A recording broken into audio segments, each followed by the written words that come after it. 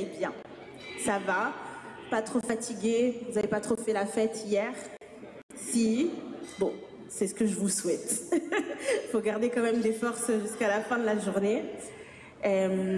Donc voilà, on arrive à cette 3e journée du festival de l'association Tiosan fondée par Paulette Correa.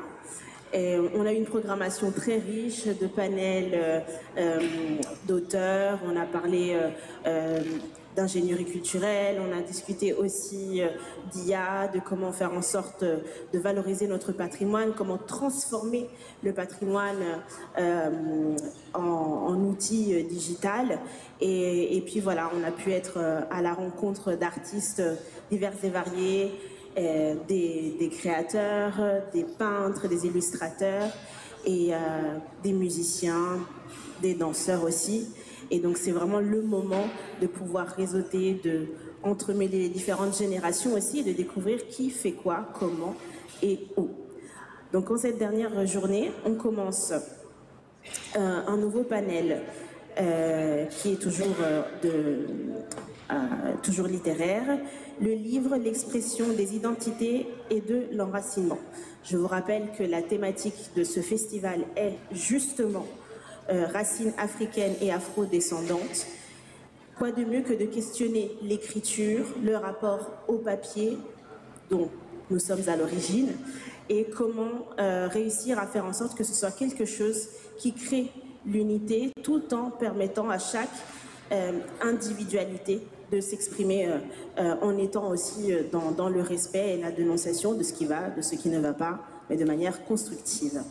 Donc dans ce panel, permettez-moi du coup de vous introduire. Que tout le monde soit visible. Madame Nathalie Oyono, écrivaine. Je ne me trompe pas. Monsieur Momar Diop, auteur aussi enseignant. Et ensuite, Madame Jeanne-Louise Djanga, écrivaine pour me traiter. Et ce panel va être donc modéré par Monsieur Dianka Yaya, auteur et élu municipal dans les Yvelines, une personne fortement engagée pour le vivre ensemble et qui sait justement comment créer des synergies entre différents types de foi, de populations, de croyances et de situations aussi sociales. Et donc voilà, il va pouvoir animer ce panel et je lui laisse la parole. Merci beaucoup. Merci beaucoup. Oui, on peut l'applaudir. Merci pour cette belle introduction. Alors, bonjour mesdames, bonjour messieurs. Pardon pour le retard, je crois que c'est trop de le dire.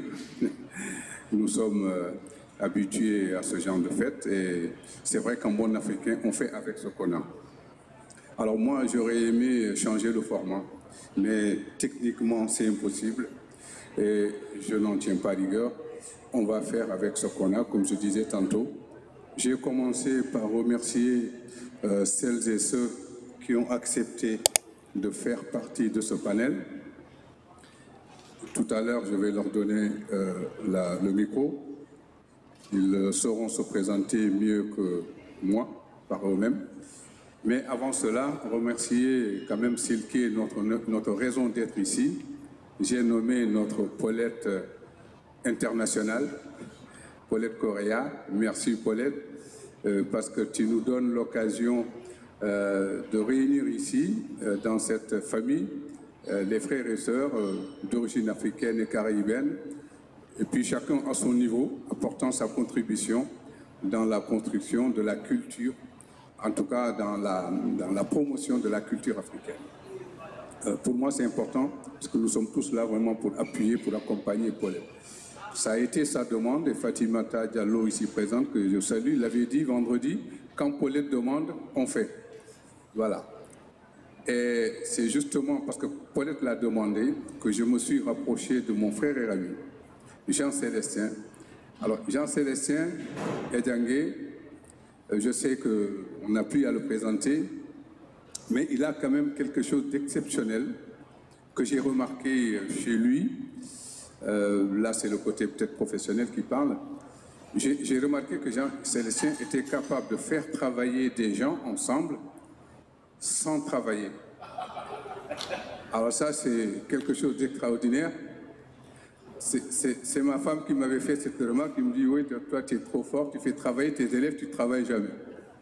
Bon. Alors, c'est vrai que nous avons travaillé la commande de Paulette. J'ai vu chez lui de la rigueur, hein, de la méthode, il savait où est-ce qu'on voulait aller, et je tenais vraiment à te remercier, cher ami, non pas pour te jeter des fleurs, mais pour te parler de manière très sincère sur la manière dont tu t'es approprié cet événement. Alors, bien sûr, on voit ici des visages nouveaux, j'ai des visages anciens aussi, Fatima, qu'on connaît bien, Pape, et puis quelqu'un que je n'ai pas vu depuis 30 ans, figurez-vous. Dominique, tu peux te lever s'il te plaît, qu'on te voit, parce que c'est quand même, voilà. Ce gars-là, nous avons vécu ensemble à Mantes-la-Jolie dans les années 90, et nous nous sommes embrassés tout à l'heure parce que nous avons vécu des choses très fortes quand on était ensemble à Mantes. Moi, je suis un pur produit de l'enseignement catholique, hein, et j'ai été tout de suite baigné dans la culture mandiaque. Les mandiaques m'ont apporté beaucoup de choses dans la compréhension des identités, et c'est le thème de ce matin. Donc, il est question de débattre donc, sur l'expression, sur le livre comme expression des identités et de l'enracinement. Alors, on ne va pas jouer les intellectuels aujourd'hui, je l'ai dit à quelques-uns. Aujourd'hui, vous n'êtes pas des intellectuels. Aujourd'hui, vous êtes peut-être des hommes et des femmes qui allaient recueillir justement le point de vue de ceux qui sont en face de nous pour voir dans quelle mesure nos identités peuvent à la fois nous enrichir, mais aussi nous permettre de nous ouvrir vers d'autres. C'est ça la question. Et je me suis dit que la meilleure façon de le faire, c'est peut-être de faire un petit atelier interactif, mais bon, techniquement, ce n'était pas possible, je le redis encore. Je vais tout de suite passer le micro, non pas à Momar, parce que nous sommes ici en parité parfaite. Et je vais commencer par ma gauche, oui, même si je ne suis pas de gauche. Alors, Jeanne-Louise, quand je l'ai vue vendredi, elle ne savait pas qui j'étais. Et moi, je la connaissais. Je savais aussi son engagement pour la promotion de la culture. Et nous avons beaucoup échangé.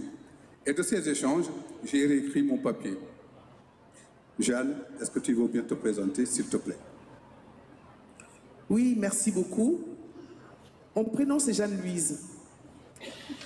Merci, je vous remercie de me donner la parole.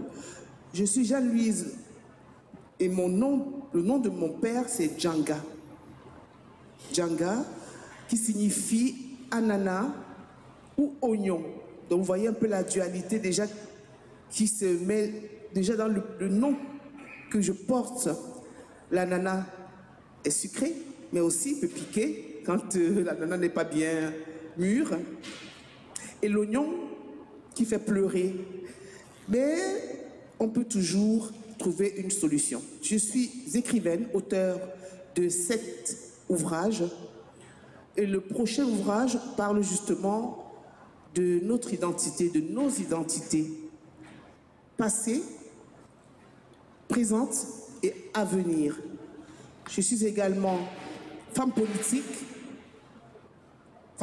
parce que j'estime que dans l'engagement politique, nous pouvons construire, intervenir et gérer nos identités justement. Et promotrice culturelle, j'organise 2 événements dans l'année, le Salon du Livre africain à Pantin et le marché international africain, toujours à Pantin. Je m'arrête là pour l'instant, puisque je me suis présentée. Merci beaucoup. Merci Jeanne-Louise pour cette brève présentation, mais nous savons que vous avez encore beaucoup de choses à partager avec nous. À ma droite, Nathalie. Nathalie, quand elle est arrivée, ça a été tout de suite le coup de foudre parce qu'elle m'a présenté tout le travail colossal qu'elle fait pour faire connaître l'homme noir. Alors, elle est dans l'histoire. Hein. Elle est dans l'histoire. Elle fait partie de ces femmes qui pensent et qui sont convaincues que tout ce qu'il y a de bon, de bien, de merveilleux en Afrique n'est pas suffisamment mis en avant. Et que pour cela, elle a décidé de travailler, mais de commencer par le plus jeune âge, la jeunesse. C'est bien ça? Oui, tout à fait. Vous le direz mieux que moi. Oui, merci de me passer la parole. Merci pour cet événement, merci pour l'invitation. Je me présente donc je suis Oyono Nathalie Kari, donc je suis autrice de 3 livres, un premier roman, donc, pour toute catégorie. Et en 2019, je me suis centrée effectivement sur la jeunesse, sur l'écriture d'une collection intitulée L'homme noir dans le monde.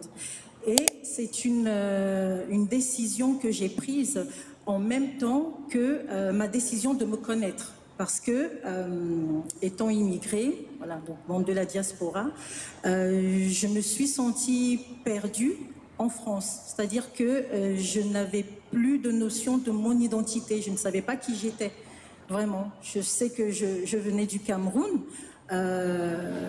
j'habitais en France, mais moi, en tant que personne, je ne m'identifiais pas, je n'arrivais pas à trouver mes repères, que ce soit au Cameroun ou en France.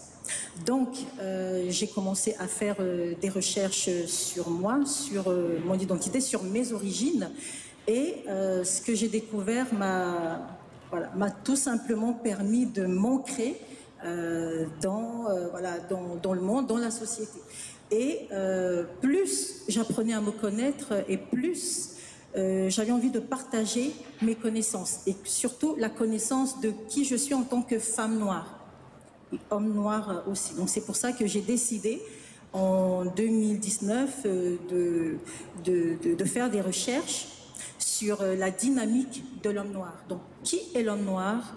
Qu'a-t-il vraiment réalisé? Et pourquoi est-il d'une certaine façon détesté? Voilà. Est-ce que c'est parce que lui-même se trouve détestable? Parce que, comme on dit, nous sommes le miroir, on reflète comment dire, les gens reflètent ce que nous sommes. C'est-à-dire qu'on renvoie parfois une image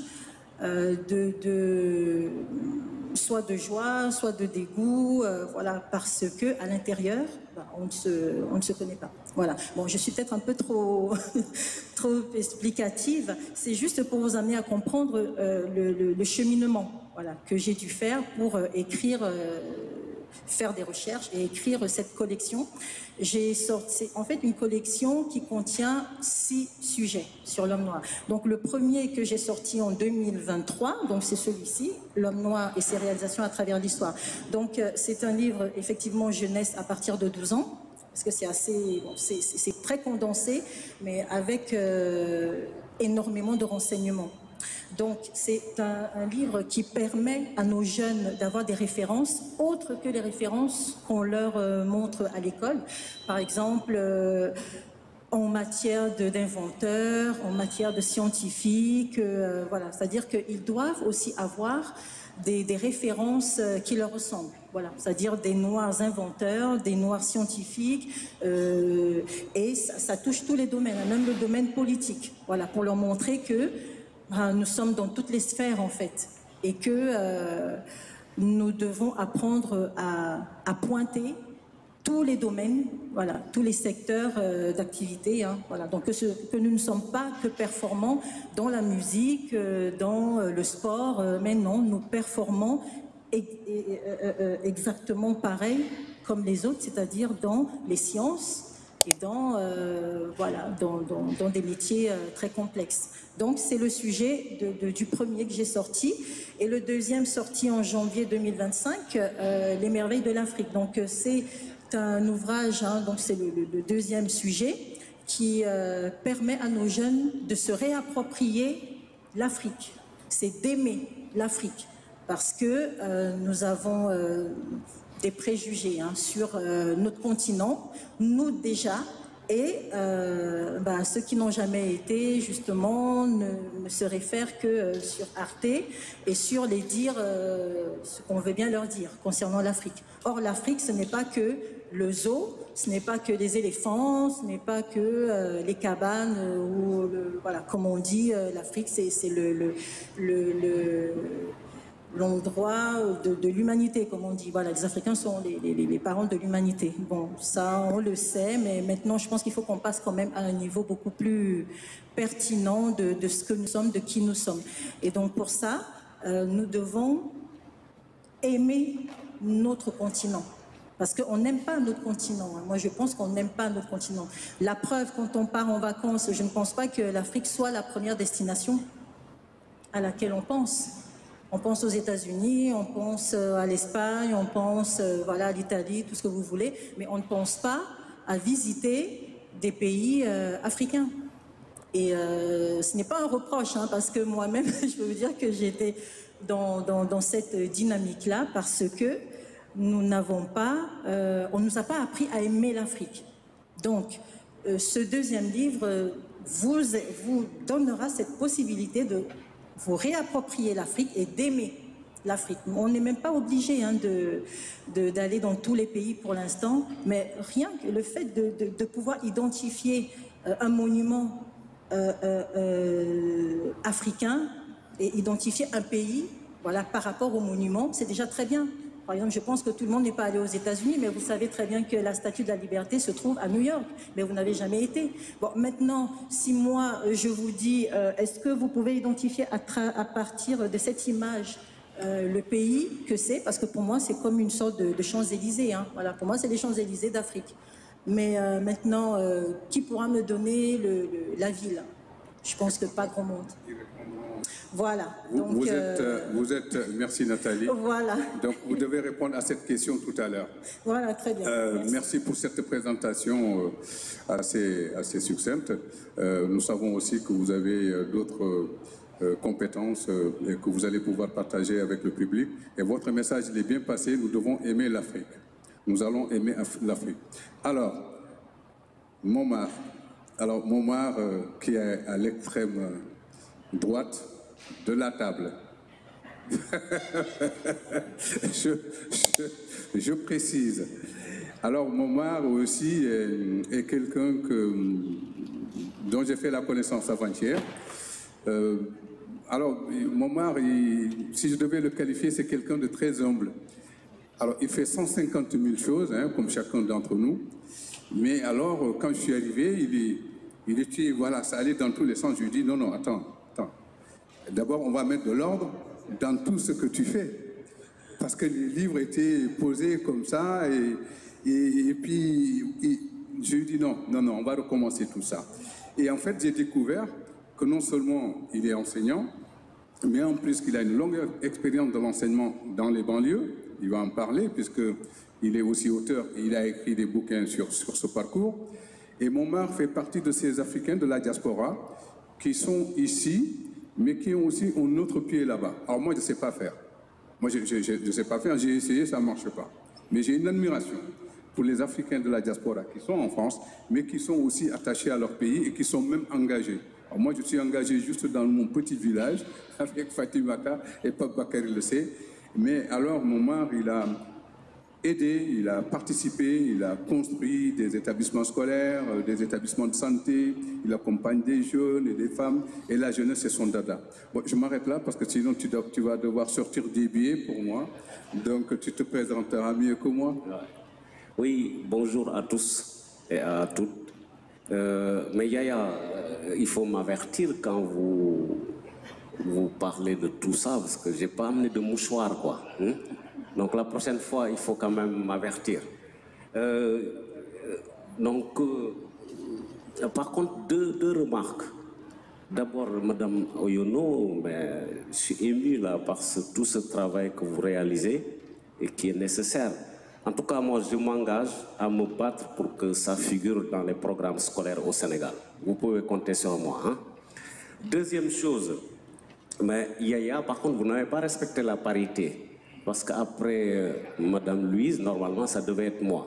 Donc la prochaine fois, pour des raisons d'organisation, il faut respecter les règles. OK? Merci. Bon, j'aime pas trop parler de moi. Comme au Sénégal, on dit, n'est-ce pas, Madame Ba, ça vous du faute, papa. Mais je vais faire l'effort. Donc, man, c'est Momar Sokhna Diop. Il faut rajouter le Sokhna parce que ça a beaucoup de sens au Sénégal. On y reviendra. Sur le plan professionnel, donc je suis enseignant, professeur d'économisation, et souvent, je prends quand même le temps d'expliquer qu'est-ce que ça veut dire. Parce que quand on parle de professeur, les gens ne savent pas réellement ce qu'on fait. Et je pense que ça peut être utile pour créer des liens avec les personnes ici présentes qui pourraient peut-être intervenir, par exemple, dans nos établissements scolaires. Donc, professeur d'économisation, tout simplement parce que j'accompagne des élèves qui préparent un baccalauréat, voire un BTS spécialisé au métier du commerce et de la vente. Dans des zones, comme Yaya l'a bien dit, prioritaires, ce qu'on appelle les REP+. Et effectivement, on accueille des élèves difficiles, en difficulté. J'y reviendrai plus tard. J'ai consacré d'ailleurs un livre qui s'appelle « Enseigner en banlieue, une mission possible ». Parce que je suis très optimiste dans la vie. En dehors de ça, donc comme Yaya vous l'avez dit, je ne voulais pas en parler, je suis président d'une association, effectivement, qui s'est mobilisée en France depuis une vingtaine d'années et qui a réussi quand même à installer dans mon village natal, Andande, une maternité équipée, un lycée, c'est même pas un lycée, c'est un complexe scolaire qui va de la 6e jusqu'en terminale. Et l'objectif de ce projet-là, c'était effectivement surtout de promouvoir la montée pédagogique des filles. Parce que dans mon village, quand on était filles, on s'arrêtait au CM2, on allait si on ne pouvait pas aller à Saint-Louis, à Louga ou bien à Dakar. Et aujourd'hui, c'est le meilleur lycée de la région de Louga. Ça aussi, c'est important de le dire. Vous pouvez applaudir. Et pour terminer sur la présentation, j'ai également eu l'occasion de publier 5 ouvrages dans des domaines vraiment très différents. Le premier, ça portait sur moi en mémoire de 3e cycle et j'ai travaillé sur la gestion des compétences dans les entreprises et les organisations. Comment on peut développer les compétences via la formation continue, par exemple. Et le deuxième livre, comme je me suis toujours réclamé de la pensée de Cheikh Anta Diop, donc je me suis révolté et j'ai publié un bouquin qui s'appelle « Quelle alternative pour l'Afrique ?» Waouh, il y a du boulot. Et ensuite, je me suis recentré sur le Sénégal parce qu'il y avait des enjeux lors des élections passées pour travailler sur le concept d'émergence. Parce que je pense que le discours politique était plutôt... était toujours démontré, alors que l'émergence, c'est un concept quand même qui est très clair, que j'enseigne à mes élèves. Donc c'était pour montrer que voilà, oui, le Sénégal pouvait aller de l'avant, mais à condition de travailler autrement. Bon, on y reviendra aussi. Et par contre, la raison pour laquelle j'étais invité sur ce plateau, c'est pas tout ce que je viens de raconter, en partie, mais c'est surtout parce que je viens de sortir, il y a 3 semaines, un livre qui synthétise tout ce parcours. Et l'objectif, c'est effectivement de mobiliser toutes ces expériences-là et de pouvoir les partager avec vous et avec tout le monde. Pour l'instant, je m'arrête là et puis je développerai si c'est nécessaire. Bravo, merci Momar Sokhna Diop. Donc, tu nous préciseras tout à l'heure en quoi le rattachement au prénom de ta maman est important, je pense. Alors, donc, on va aller dans le vif du sujet. Il est question aujourd'hui de travailler sur le livre comme expression des identités et de l'enracinement. Livre comme expression des identités et de l'enracinement. Donc, moi, je vous propose de définir, chacun d'entre vous, ces 4 notions. Ce qu'est le livre, qu'est-ce que c'est que l'expression, qu'est-ce que c'est que l'identité et qu'est-ce que c'est que l'enracinement pour chacun d'entre vous. Par rapport, on ne va pas intellectualiser les débats. Moi, ce que je vous propose, c'est de voir par rapport à la question posée, comment vous le vivez au quotidien, comment vous vous l'appropriez au quotidien. Je pense que c'est beaucoup plus simple. Je vais donner l'exemple, je vais commencer par moi. Comme ça, voilà, on ne va pas me taxer d'ingérence. La question sera posée aussi aux participants qui sont là, parce que nous sommes là aujourd'hui, parce qu'on nous a choisi d'être là. Tout à l'heure, ce sera Pape. Avant-hier, c'était Fatimata et hier, c'était d'autres. Donc, pour moi, le plus important, c'est vous qui êtes en face de nous. chacun d'entre vous, dans son parcours, dans sa vie de tous les jours, à l'école, au travail, en famille, mais qu'est-ce que pour lui le livre? C'est quoi un livre? C'est quoi un bouquin? Et à partir de là, à quoi ce support? Donc pour servir, pour aider, pour exprimer, pour affirmer une identité, mais aussi pour l'aider aussi à s'ouvrir aux autres. Mais déjà, entre Africains, parce que quand je vois là, nous sommes 4 et je pense que nous sommes 4 de pays ou en tout cas de cultures ou d'histoires différentes, mais comment on va arriver aujourd'hui à faire passer ce message et à le partager avec les autres?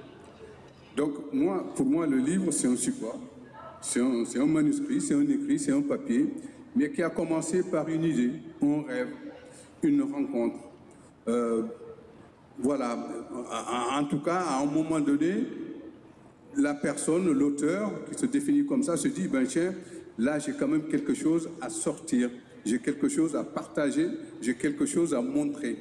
Non pas pour dire moi, non, mais pour dire que voilà, peut-être que par rapport à mon histoire, par rapport à mon parcours, par rapport à mon blessure, ben, ce serait bien que je le couche sur du papier, peut-être sous forme de thérapie, d'autres diront sous forme de transmission. Je crois que tous les écrivains, ce qu'ils ont de commun, c'est ce désir de transmettre. Et c'est Pape qui va en parler tout à l'heure. Ensuite, l'expression, donc du verbe exprimer.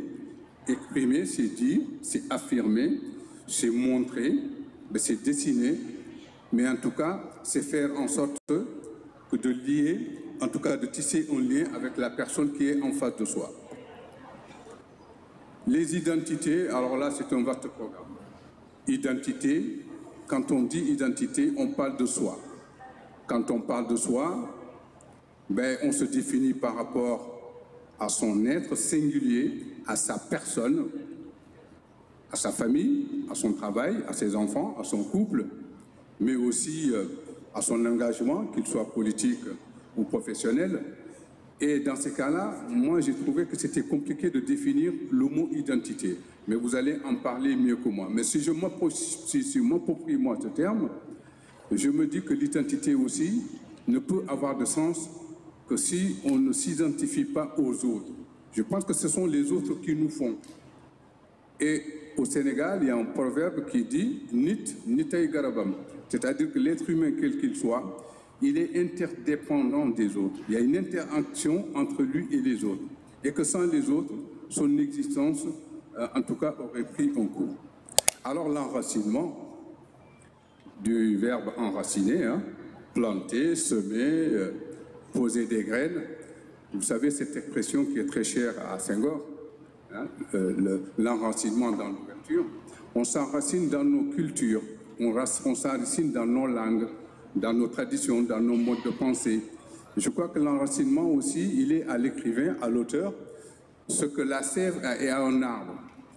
On se nourrit de ses racines, on se nourrit de ses histoires, on se nourrit de son parcours, justement pour semer, arroser, et puis espérer avoir des bourgeons et peut-être des fleurs, des fruits qu'on ne récoltera pas, parce qu'il ne faut pas se leurrer, hein, qu'on se dise la vérité. Je crois que les meilleurs écrivains sont ceux qui ne sont plus là. Donc nous, on va travailler pour la postérité, on va travailler pour ceux qui arrivent. D'accord? Et c'est pour ça que, à partir du moment où moi j'ai donné mon point de vue sur ces 4 thèmes, ce que j'aurais aimé, c'est que chacun d'entre vous, dans son travail de tous les jours, n'oubliez pas la commande, nous ne sommes pas des intellectuels aujourd'hui. Mais si vous avez compris, allez-y. Oui, en même temps, qu'est-ce que c'est qu'un intellectuel, franchement? Je pense qu'on a tous nos intelligences, je pense qu'on a chacun un talent qu'on met au service de soi-même d'abord et aussi au service de l'autre. Le thème est très fort, très puissant. Parce qu'en Afrique, on parle toujours de la tradition orale. D'accord. Mais il y a quand même des papyrus, il y a eu des hiéroglyphes qui montrent que les Africains ont toujours écrit. Maintenant, comment est-ce que ces écrits ont impacté la société depuis l'Antiquité, la société depuis le 19e siècle, avec l'esclavage, et puis la colonisation aussi. Et nous, aujourd'hui, et demain? C'est la vraie question. Parce que le livre n'a pas toujours été bénéfique pour nos identités.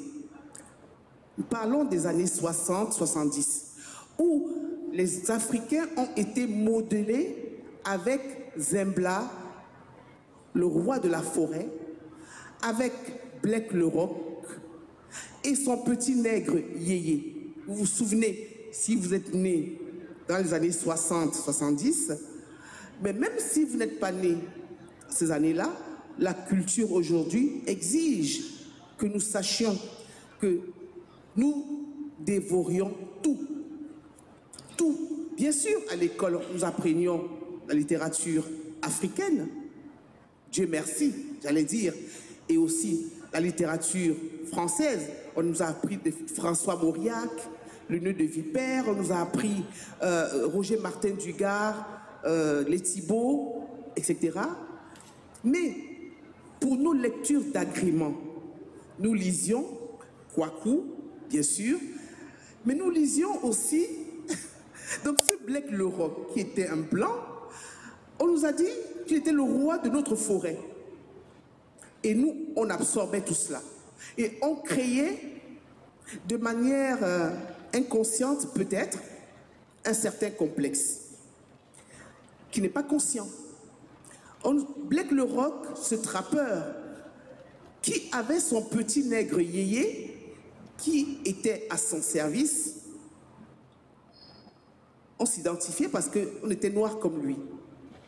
Nous n'avons jamais appris qui était Ya Asantewa du Ghana, cette grande guerrière du Ghana qui a combattu le trône d'or, qui s'est battue pour le trône d'or qui a des Britanniques.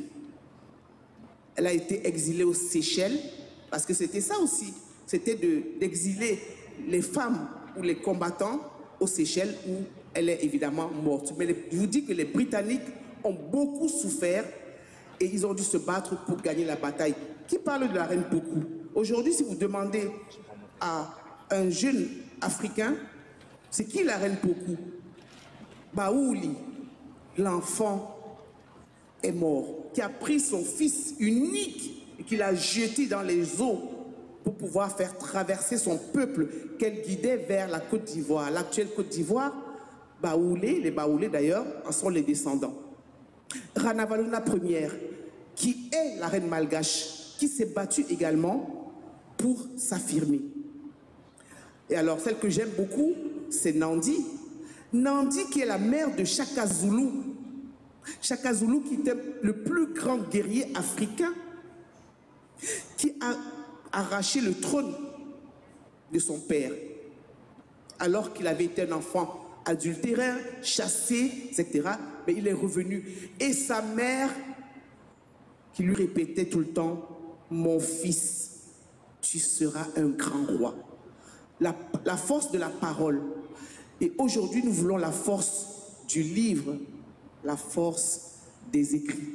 « Mon fils, tu seras un grand roi ». Ce qui signifie que ce qu'on transmet par la parole, nous avons l'exigence, le devoir de l'écrire. Parce qu'on dit que les paroles s'envolent et les écrits restent. Et aujourd'hui, on demande toujours aux Africains d'être tendance. D'être tendance. Mais on célèbre les Africains qui jouent au football. Vous le voyez avec l'équipe de France actuelle. On célèbre les Africains qui jouent au tennis, comme Yannick Noah. Il a eu la chance d'ailleurs de jouer au tennis parce que je ne vois pas comment un Africain va faire de l'équitation, va être une Souria Bonali. Comment un Africain va imaginer aller faire, je ne sais pas, de la danse classique. Moi, j'ai essayé, hein, je n'ai pas pu. Non, mais j'ai fait 6 ans de danse, excusez-moi. Mais on m'a dit que j'avais le derrière trop rebondi. Et mon professeur, qui je rends hommage, M. Rudy Payas, m'a toujours dit, Louison m'appelait, tu as les fesses, le popotin rebondi, il faut rentrer. Je ne peux pas rentrer parce que je suis une Africaine et c'est d'abord mon identité. Et cette identité-là a été écrite, cette identité-là, ce sont mes racines. Et être tendance, avoir grandi avec Black le Rock, avoir grandi avec Zembla, a construit aussi ce que nous sommes devenus aujourd'hui. C'est la raison pour laquelle, en écrivant le cadenas, je me raconte l'Afrique. Je nous raconte. Et je me dis que tous ceux qui se sont battus pour nous, nous devons l'écrire. Nous devons écrire et nous devons le matérialiser par les écrits. Parce que écrire, c'est naître. Écrire, c'est renaître du sein spirituel. Écrire, c'est se reconnaître dans l'amalgame du virtuel. Écrire, c'est téter à la source des mots, l'éternel goutte d'eau d'où perle le fil de la pensée de ce que la vie a égaré. Écrire, c'est dire toujours à ceux qui nous aiment, je souffre parce que l'esclavage a été la pire abomination et nous devons rabâcher tous les jours les oreilles du monde que vendre un être humain est la pire des abominations. C'est la pire des maltraitances. Et pour le dire, il faut l'écrire. Parce que, je vais dire que, vous ne voulez pas qu'on soit des intellectuels, mais il faut l'être un peu aussi. Peau noire, masque blanc. France Fanon. Monsieur le modérateur, merci pour cette entrée. Parce que on nous voit, nous sommes tous on est noirs, on est blancs, on est jaunes, on est rouges. Mais c'est dans le cœur qu'on sait qui nous sommes. Ce n'est pas ce que nous voyons. Il y a beaucoup de personnes qui ne sont pas ce qu'ils prétendent être. Peau noire, masque blanc de France Fanon. Et aujourd'hui, nous avons l'impression que l'histoire des Noirs a commencé avec l'esclavage, alors que nous connaissons les grands empires Songhai, les grands empires mandingues. Nous les connaissons, mais est-ce que nous en parlons à nos enfants? Est-ce que nous lisons cela avec nos enfants? Depuis l'Antiquité, la reine Cléopâtre, tout le monde s'en souvient, qui a combattu Jules César, les Romains, même si c'était son amant et qu'ils ont fait un enfant, Césario. Mais c'est l'Antiquité. Donc depuis la nuit des temps, nous sommes des descendants des pharaons qui ont construit des pyramides. Ça, il faut le marteler, il faut le dire. Nous devons être fiers. Jusqu'à aujourd'hui, on ne sait même pas comment ils ont fait pour poser des pyramides, commencer par le haut et terminer par le bas. Devons-nous être tendance, devons-nous faire plaisir dans nos écrits? Chaque fois, on me demande, pourquoi tu n'écris pas sur tel ou tel sujet? Je leur demande, pourquoi voulez-vous me mettre dans des castes, dans des cases? Je vais écrire pour l'Afrique, mais j'écris aussi pour le monde entier. C'est un cri que nous poussons dans les livres et nous avons un cadenas. Notre placenta peut être enterré en Afrique, pour nous qui sommes nés en Afrique, mais nos enfants qui sont nés ici, et c'est là où je remercie Jean-Célestin et Djangué par rapport à son travail sur la jeunesse africaine, la diaspora, nos enfants qui sont nés ici, qui veulent tous rentrer un jour en Afrique, c'est qu'il y a eu un travail en amont, un travail qui a été fait par rapport à cette dualité sociétale. À la maison, on leur parle de l'Afrique, mais à l'école, on leur parle de la France. Comment concilier les deux? Comment faire en sorte que nos enfants puissent être sereins et puissent choisir en toute connaissance de cause leur continent d'origine, mais aussi bien entendu le lieu où ils vivent, le lieu où ils se construisent également, faire justement une corrélation entre ces deux environnements. Et c'est notre travail pour nous parents, pour nous auteurs, à travers le livre, de nous asseoir avec nos enfants et de leur dire, dis-moi, mon fils, est-ce que tu connais Ya Asantewa? Est-ce que tu connais Senghor? Est-ce que tu connais Ferdinand Oyono? Parlons-en, parlons-en maintenant. Je vous remercie. Merci Jeanne, Louise. Pour aller jusqu'au bout de ton identité, moi je voulais te dire deux choses. La première, c'est que tu es bien comme tu es. Ton professeur n'a rien compris. Tu n'as pas rentré ton ventre ni à le sortir. Deuxièmement, à travers ce qui a été dit, développé, on a appris beaucoup de choses. Je retiens, entre autres, Frantz Fanon. Cette année, on a célébré, dans le cadre des activités du devoir de mémoire, esclavage, comment? Dans le cadre donc, du devoir de mémoire, on a célébré Frantz Fanon.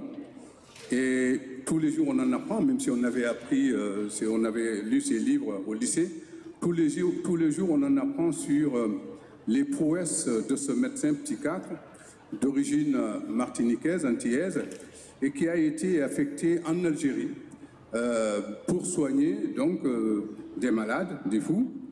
Et quand il est arrivé, il avait remarqué dans ses consultations qu'il n'y avait que des hommes. Il s'est posé la question de savoir, mais c'est quand même bizarre, on est dans un pays, on est dans des villes où il n'y a pas de femmes, en tout cas victimes de dérangements psychiatriques. Et en réalité, il y en avait, mais que culturellement, les hommes préféraient garder les femmes atteintes donc de maladies psychiques en les cachant pratiquement. Et c'est Frantz Fanon, dans son travail, non pas en tant que médecin, parce qu'il s'est beaucoup appuyé sur la culture, pour faire son travail de thérapie, de soins médicaux, il s'est appuyé donc sur ses racines antillaises, j'en parlerai peut-être mieux que moi, mais pour sortir cette méthode révolutionnaire qui a permis donc de soigner ces femmes. Et on connaissait l'histoire. Le gars, il est décédé à l'âge de 36 ans. Imaginez, en 36 ans de vie, en plus, il n'était pas que médecin. Il a été philosophe, il a écrit. Bon, je vais m'arrêter là, comme dit Momar, sinon on va sortir les mouchoirs. Donc tout ça pour dire que je suis parfaitement d'accord avec vous. L'Afrique regorge de personnalités, l'Afrique regorge de tout ce qu'il faut pour nous permettre, en tout cas, d'avancer de notre histoire et nos traditions. Nathalie. Bon, il n'a toujours pas respecté la parité. Dixit, mon voisin. Donc, tu m'as pris au mot, on donne la parole à Momar. Il n'y a pas de souci. Momar, prends le micro, vas-y. Et en plus, il est galant. Merci à vous. En tout cas, je ne vais pas être très longue parce que je pense que je me suis assez étalée par rapport à mon point de vue sur l'identité et l'enracinement, donc avec mes ouvrages. Ce que je peux rajouter, voilà, par rapport à tout ce que vous avez déjà dit, vous avez dit énormément de choses. Et je me suis demandé ce que je pourrais bien rajouter parce que pour moi, vous avez tout dit. Voilà, donc ce que je peux juste apporter comme autre élément, d'abord je vais citer un proverbe congolais qui dit que la force du baobab est dans ses racines. Donc ce qui montre la notion d'enracinement et d'ancrage. Parce que je pense que pour justement écrire, nous avons besoin d'ancrage. Et c'est vrai qu'écrire aussi nous permet non seulement de nous exprimer, mais de ressortir effectivement nos origines, mais de trouver aussi notre équilibre intrinsèque. Parce que, comme on dit, écrire, c'est un exutoire. Voilà, donc on peut écrire effectivement pour étaler nos états d'âme, pour délivrer une connaissance, pour parler de son passé, de ses origines. Et écrire dans ce sens, effectivement, nous permet à nous, lorsqu'on écrit, ça nous permet en fait de nous connaître nous, voilà, nous personnellement. Et un deuxième point, c'est l'écriture comme expression d'appartenance à une communauté. J'aime beaucoup l'histoire d'Aimé Césaire, parce que Aimé Césaire, dans ses écrits, a toujours revendiqué son africanité. C'est-à-dire qu'il est martiniquais, il est des Antilles, il le sait, mais il a toujours défendu la cause des Noirs. Donc que ce soit par rapport à la colonisation et bien sûr l'esclavage. Donc l'écriture, dans ce sens, a, on va dire, un but de dénonciation. Voilà, c'est-à-dire qu'on peut écrire pour se connaître, mais aussi pour dénoncer. Dénoncer la barbarie, dénoncer l'injustice, que ce soit de sa communauté ou du monde. Hein. On a parlé de Frantz Fanon, qui n'était pas algérien de naissance, mais il a pris la nationalité algérienne parce qu'il s'est identifié à la cause algérienne. Voilà. Donc il a fait sien les combats des Algériens pour leur indépendance, même s'il ne fait pas partie voilà, physiquement hein, de cette population. Donc je pense que l'écriture est très importante, les livres sont importants parce que ça nous centre en fait et ça nous donne notre place, la place que nous occupons dans le monde. Voilà. Donc je ne vais pas m'étaler plus que ça, même si j'ai autre chose à dire, mais je laisse mon voisin continuer.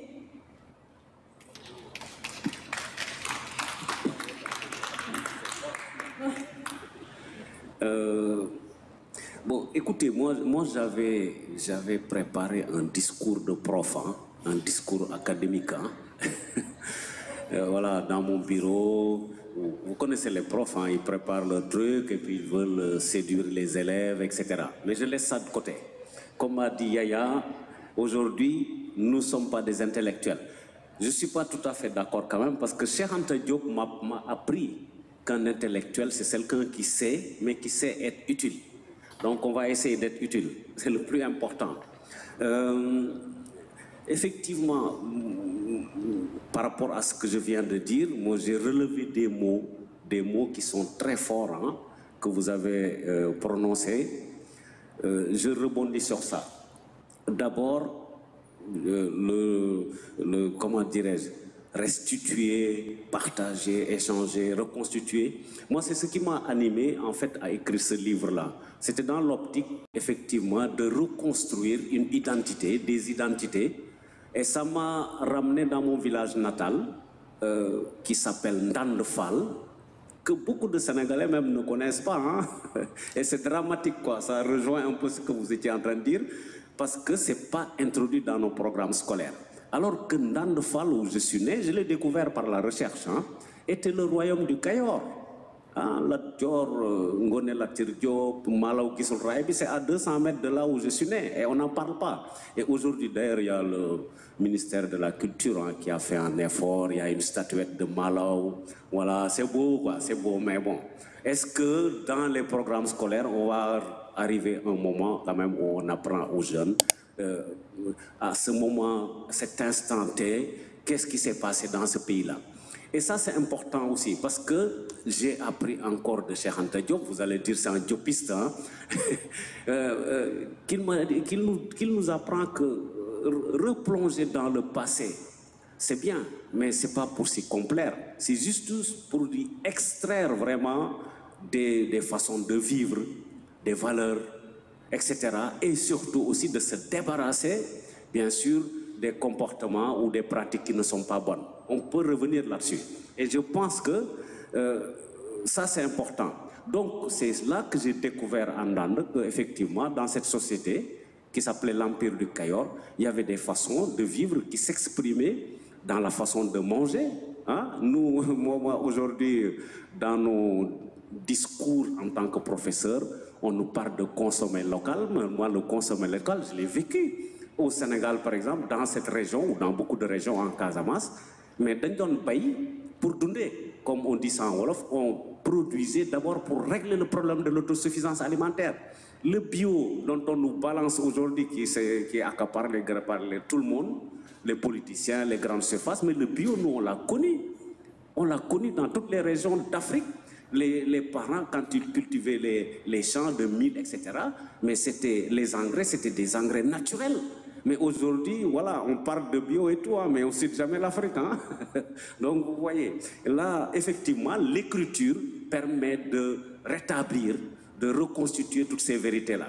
Mais encore une fois, le plus important, il faut qu'on parvienne à ce que toutes ces pratiques-là soient introduites dans nos systèmes éducatifs. Parce que ça donne quoi? Ça permet à nos jeunes de se consolider leur identité. Parce que moi, quand j'étais jeune, on nous disait que nos ancêtres étaient des Gaulois, hein, on y a cru. Hein.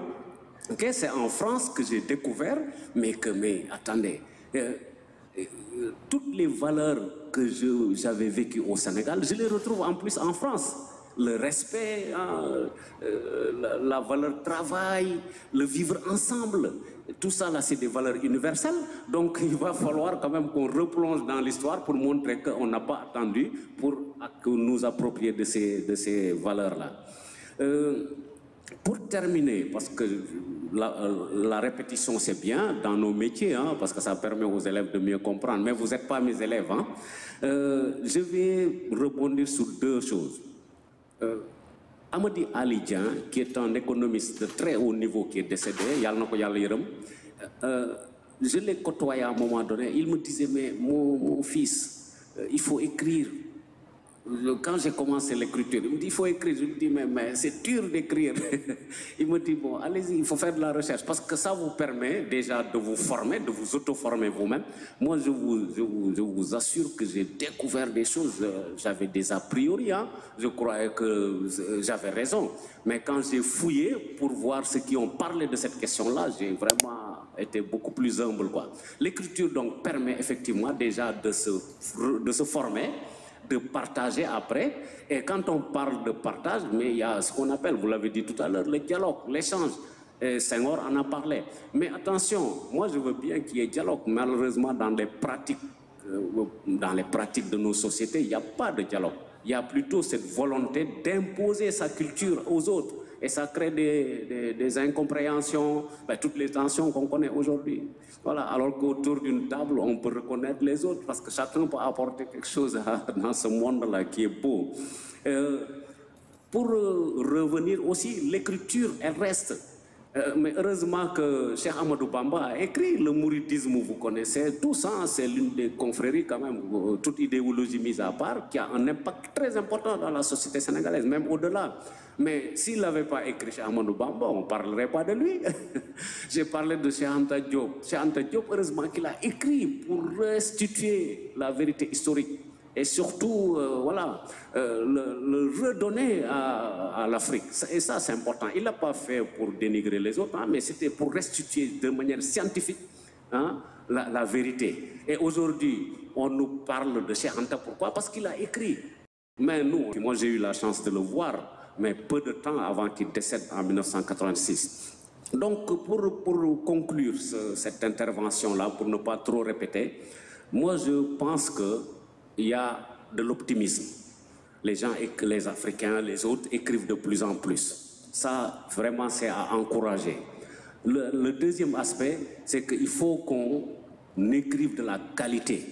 Parce que maintenant, je ne dénigre pas, mais il y a beaucoup de maisons d'édition qui cherchent bien sûr à publier en masse, mais ils ne s'intéressent pas à la promotion des visions, des idées qui sont développées dans les écrits. Ça, c'est un travail que nous devons faire aussi ensemble. Si on le fait, moi je pense que dans les années à venir, on va prendre en tout cas les écrivains, non pas quand ils décèdent comme des bibliothèques qui brûlent, mais des bibliothèques qui rayonnent. Je vous remercie. Merci. Donc si on retient par rapport à la quantité, en tout cas d'informations que vous avez rattaché au désir d'écrire, vous faites partie de ceux qui disent qu'il faut aller à l'école, il faut sensibiliser nos jeunes, il faut aussi que tous ces écrits soient mis dans les programmes scolaires. Vous avez parfaitement raison, en ce sens qu'on sait tous que les programmes scolaires sont toujours pensés, les supports en tout cas des programmes scolaires, ce sont les livres, qu'ils soient des romans, qu'ils soient des essais, qu'ils soient sous forme, en tout cas, on parle d'histoire. Donc du coup, on s'attache à tout ce qui est écrit pour le transmettre et le réfléchir sous forme d'atelier, en tout cas de pratique pédagogique pour les enseignants.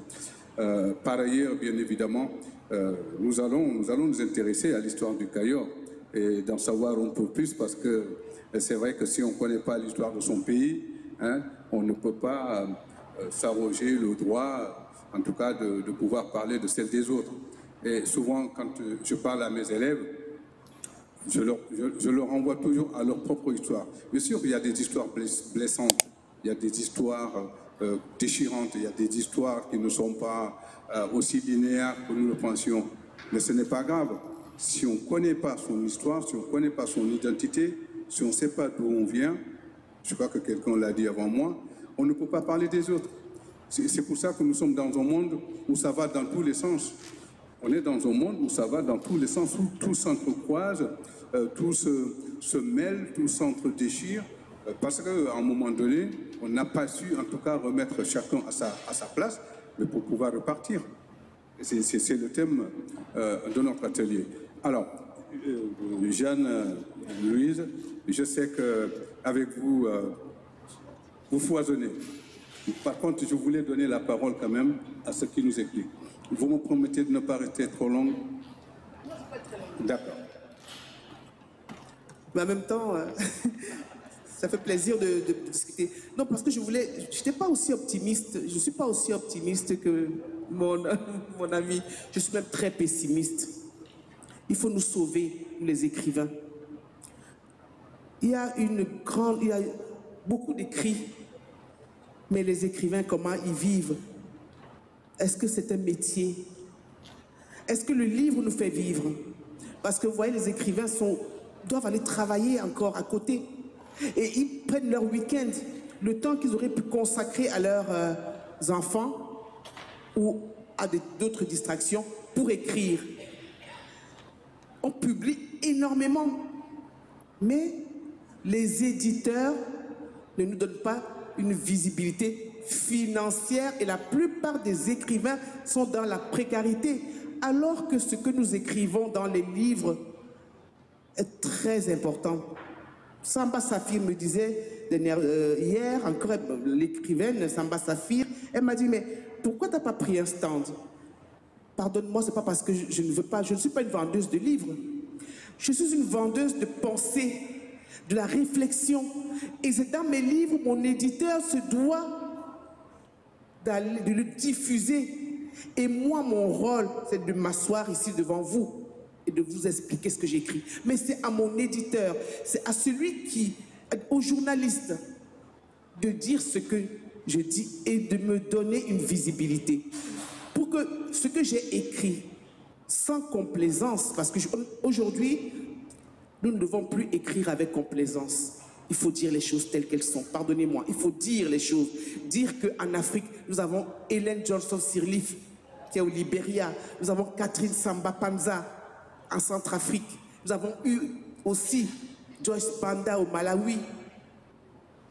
Un continent africain qui est même avant-gardiste. Vous savez qu'en France, on a du mal à mettre une femme à la tête. Depuis que les femmes s'époumonent ici en France pour avoir la magistrature suprême, en Afrique, il y a eu des femmes, celles que j'ai citées, Ellen Johnson Sirleaf au Libéria, Catherine Samba Panza en Centrafrique, Joyce Banda au Malawi. Il faut qu'on parle de civilisation Nok, la Rift Valley. Il faut qu'on parle de la Bycynie, tous de Lucie, le premier homonidé dans le monde. Tout ça, nous ne pouvons pas le transmettre si nous ne demandons pas aux autorités, aux élus, de se battre pour nous. Parce que si on écrit, si j'écris le cadenas et que je ne trouve pas la clé pour ouvrir ce cadenas, je ne peux pas avancer. Tant que nos écrits ne seront pas dans les livres scolaires, tout se jouant entre 0 et 6 ans.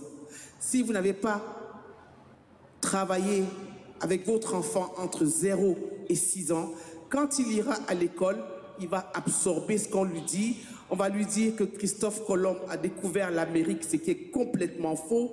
On va lui apprendre des mensonges, que l'Afrique est un continent pauvre. Ça, c'est aussi un autre mensonge. Tous ces mensonges-là construisent les identités de nos enfants. Ça nous a construit, Dieu merci, ou plaise en qui l'on croit. Nous avons réussi à nous surpasser. Nous avons eu des échecs en ta Dieu merci. Mais aujourd'hui, nos enfants, ce qu'ils apprennent, c'est parfois des mensonges et nous devons rétablir la vérité. Il faut que le livre fasse plus de bruit et c'est grâce à vous, c'est grâce aux élus, c'est grâce aux journalistes, aux hommes et femmes de médias et aux éditeurs de nous booster pour qu'on sache qui nous sommes. Nous n'avons besoin que de venir devant vous et de vous expliquer, de nous exprimer. Le reste du boulot doit être fait par qui de droit. Je vous remercie. Je crois que Momar voulait réagir. Oui, je suis un peu chaud, comme on dit, dans le langage populaire. Voilà. Moi, je réagis par rapport à Madame Louise. Bah, oui, je suis optimiste, hein, je continuerai de l'être, je pense. Mais il y a des choses qui sont faites. Hein. Par exemple, au Sénégal, je ne sais pas où est-ce qu'il en est, le professeur Ibader Thiam avait fait un gros travail, hein, toute idéologie mise à part, hein, il avait fait un gros travail effectivement pour promouvoir déjà les écrits et puis bien sûr les intégrer dans les programmes scolaires. Madame Ba peut témoigner peut-être de ça, vous qui êtes au Sénégal là. Et puis, en tout cas, moi j'ai eu l'occasion de travailler sur cette problématique-là. Il y a quand même de plus en plus de volonté politique de faire de l'écriture une industrie du livre. On a pensé par exemple à ce que les livres soient fabriqués même en Afrique. Ça coûterait moins cher et puis ça permettrait aux gens d'accéder à la lecture. Ça, il y a une volonté politique réelle. Hein. Maintenant, jusqu'où ça va aller, je ne sais pas. Parce que quel est l'enjeu? Aujourd'hui, les responsables politiques de certains pays ont compris qu'en industrialisant bien sûr le livre, on crée de la valeur ajoutée, mais bien sûr. Et vous le savez bien, nous qui sommes habitués à ces concepts-là, c'est la création endogène de valeur ajoutée qui permet de créer de la fiscalité et puis des emplois.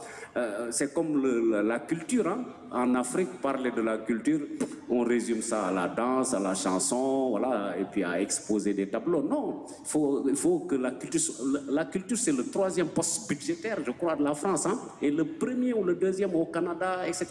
Donc, moi, je suis optimiste parce que je pense que la nouvelle génération va s'approprier tout ça dans les années à venir et faire de l'industrie vraiment un levier de développement. C'est ça que je voulais rajouter.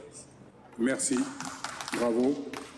Donc, il vous est demandé, chers participants, de voir dans quelle mesure le livre peut être un levier de développement industriel en Afrique.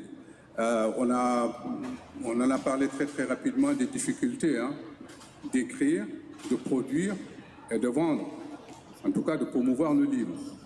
Surtout qu'il y a une porte d'entrée, c'est l'entrée politique. Il faut qu'il y ait une volonté politique des élus pour pouvoir faire entrer les livres dans les écoles. C'est quand même le comble de demander à des politiques de faire entrer les livres dans les écoles, sachant qu'on ne peut pas écrire si on n'a pas été à l'école. Alors, si vous êtes d'accord, moi je vais maintenant faire ce que j'ai dit, c'est-à-dire descendre vers le public, j'y tiens, parce que nous sommes là pour eux. Demandez à chacun d'entre vous, le micro va passer, demandez à chacun d'entre vous quelle est son appréciation du livre, de l'expression des identités et de l'enracinement. Et par rapport à tout ce que vous avez entendu ici, si vous avez envie de poser des questions à l'un ou l'autre des panélistes, c'est l'occasion. En tout cas, je tenais vraiment à ce que vous vous exprimiez, que vous donniez votre point de vue par rapport au sujet traité, s'il vous plaît. C'est bon, on ne bouge pas d'ici, il y a tout ce qu'il faut. Test.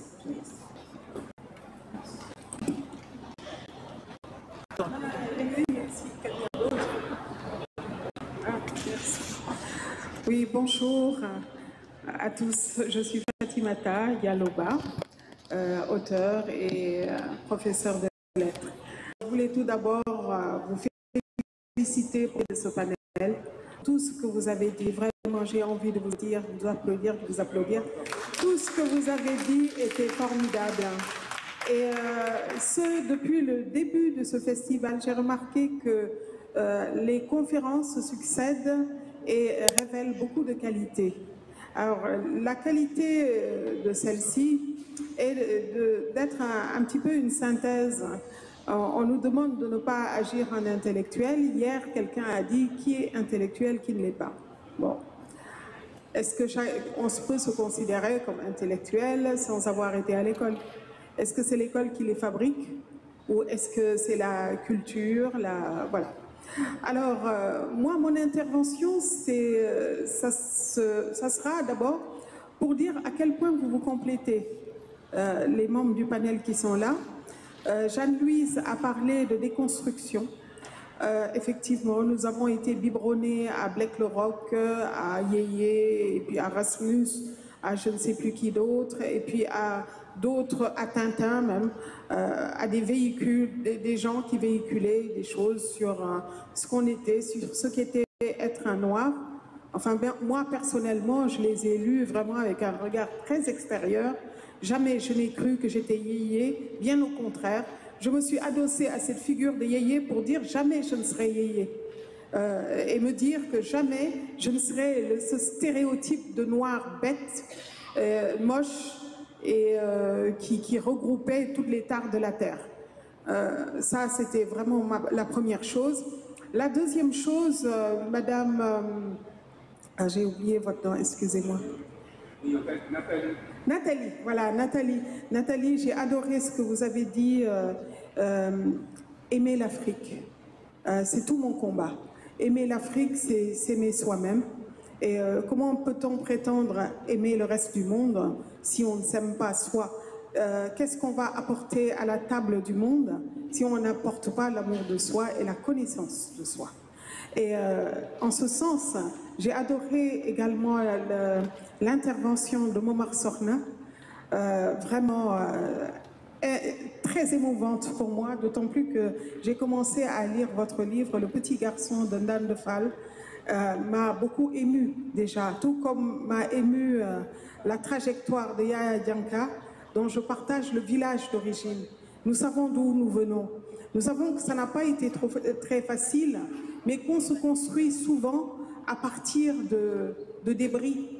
On se construit lorsqu'on a atteint le fond de l'eau et qu'on doit pousser le cri de naissance, la première respiration qui arrive lorsque on pousse vers le haut et qu'on se libère. Le livre « libère » en latin, ça veut dire également « libre ». Libère, le livre libère, c'est le même mot. Le livre rend libre. Et c'est peut-être pour ça que l'ensemble de nos intervenants ont voulu que le livre soit présent à l'école. Alors récemment, j'ai eu la chance d'être nommée dans le comité scientifique pour l'organisation du Forum national du livre au Sénégal. C'est une nomination, je ne sais pas si elle est politique, je ne sais pas si elle... Moi, je ne suis d'aucun parti politique, mais en tout cas, j'ai été nommée et j'en ai été mais vraiment ravie parce que ça va me permettre d'apporter ma contribution. Et je crois que j'ai été nourrie par tout ce que vous avez dit ici. J'ai pris pas mal de notes et croyez-moi, ce que vous avez dit ici ne sera pas, sera entendu. Parce que je crois que c'est ça mon rôle aussi. Et il y a une troisième chose que, mais bon, je vais quand même laisser quelqu'un d'autre parler parce que, voilà, ah oui, c'est ça, Iba Der Thiam, vous avez eu raison, parce que Iba Der Thiam a été chargé par le président Wade, je crois, de réécrire une histoire du Sénégal, tout comme l'histoire de l'Afrique est en train d'être réécrite par l'UNESCO. Et en ce moment, l'histoire n'est pas finie. Mais il faut rétablir les choses, effectivement. Mais moi, je ne jetterai pas à la poubelle tout ce que j'ai appris de la France. Jamais de la vie. La France, l'esprit des Lumières, Montaigne m'ont appris l'esprit critique. Cet esprit critique que je n'aurais peut-être pas eu si j'étais restée dans le confort de ce que j'étais lorsque j'étais chez moi, sans sortir, sans rien du tout. Et c'est en ce sens que sortir, aller à la rencontre des autres cultures, nous permet aussi de revenir à nous, parce que tout n'est que miroir finalement. Alors, merci. D'abord, je suis Jean-Célestin Djangé, donc auteur, journaliste aussi. Je voudrais remercier effectivement moi aussi, à la suite de Fatimata, les excellentes interventions que nous avons suivies, vraiment qui sont à la fois des interventions très émouvantes, parce qu'elles nous parlent, en tout cas, ce qui me concerne, elles m'ont parlé au fort de mon intime. Et en même temps, dire que, ce n'est pas une question que je pose, c'est apporter une contribution, dire que il y a des raisons réelles d'être optimiste. Je vais vous dire pourquoi. Optimiste par rapport à la... qui est en train de se faire depuis, moi je dis au moins une dizaine d'années déjà, pour ne pas remonter plus loin que ça, qu'on retrouve dans les travaux du professeur Yamankou, pour ceux qui le connaissent un peu, Abraham Hannibal, l'aïeul noir de Pouchkine. Pendant longtemps, les Américains, les Russes, les Européens ont pris un malin plaisir à nous faire croire que Hannibal n'avait aucun rapport direct avec l'Afrique. Les travaux du professeur Yamankou, depuis 15-20 ans, montrent que Pouchkine était donc originaire, tout comme donc son aïeux, de la région entre le Cameroun et le Tchad. Donc ce n'est pas quelqu'un qui vient d'ailleurs, c'est quelqu'un qui vient d'Afrique. Et pour ces travaux, le professeur Yamankou a reçu le grand prix de l'Académie du Royaume du Maroc au mois de juillet de l'année dernière, pour saluer ce travail de réécriture, de déconstruction et de reconstruction qui est en train de se faire. Je voudrais aussi dire que moi qui travaille beaucoup avec des jeunes d'ici et de là-bas, c'est-à-dire ceux d'Afrique, mais pas que, ceux d'Amérique, ceux d'Asie, ceux de Russie même, ceux de Corée que j'ai rencontrés, et bien sûr les jeunes de la diaspora africaine qui sont notamment ici, je m'aperçois aussi depuis une quinzaine d'années, il y a un vrai mouvement de prise de conscience, à mon avis qui s'est accéléré ces 5, 6, 7 dernières années, de cette jeunesse-là, qui a parfaitement conscience maintenant de qui elle est et de ce qu'elle veut. Cette jeunesse, elle sait parfaitement aujourd'hui que la France des Lumières dont parlait Fatimata tout à l'heure nous a beaucoup apporté, elle nous a éclairé, et justement, cet éclairage a tendance à se retourner contre cette France-là.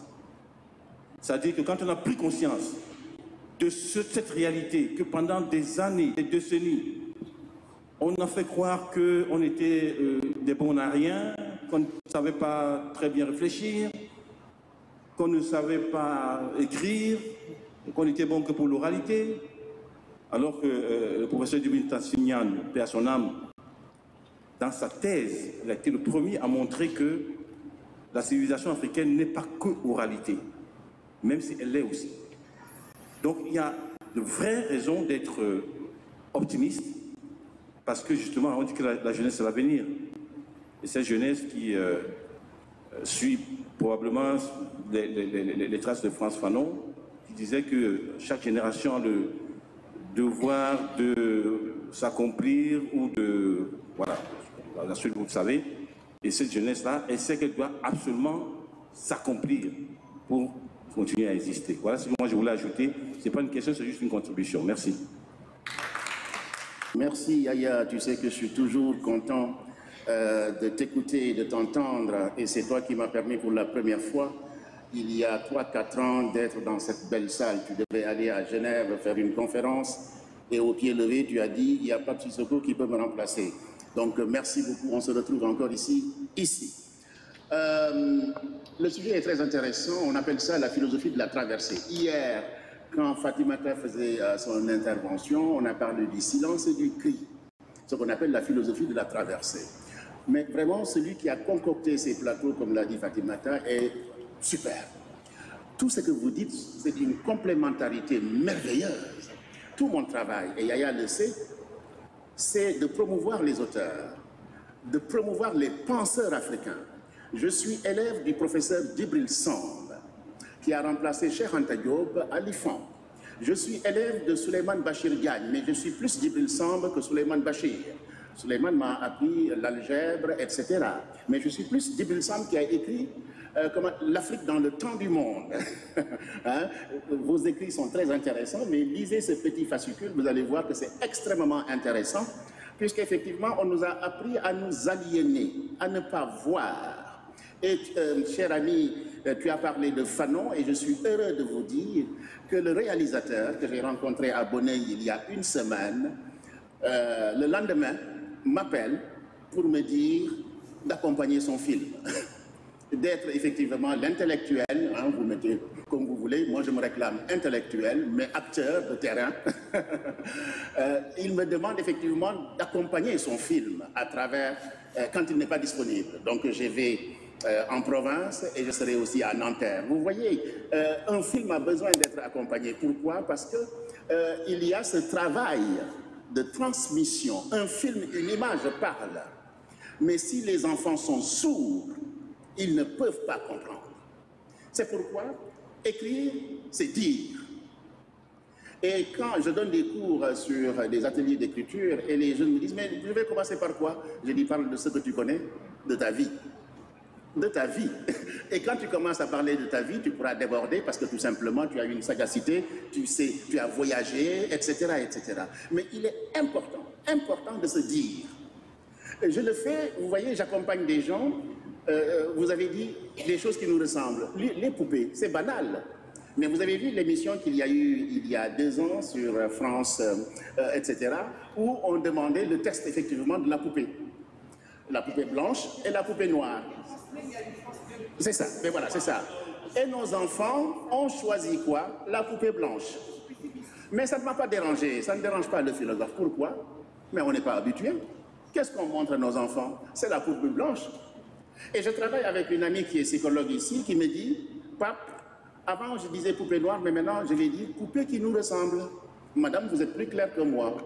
Donc votre poupée devrait vous ressembler. Mais c'est une nuance, une subtilité langagière, mais qui est très importante. Il faut qu'on soit précis dans ce que nous racontons.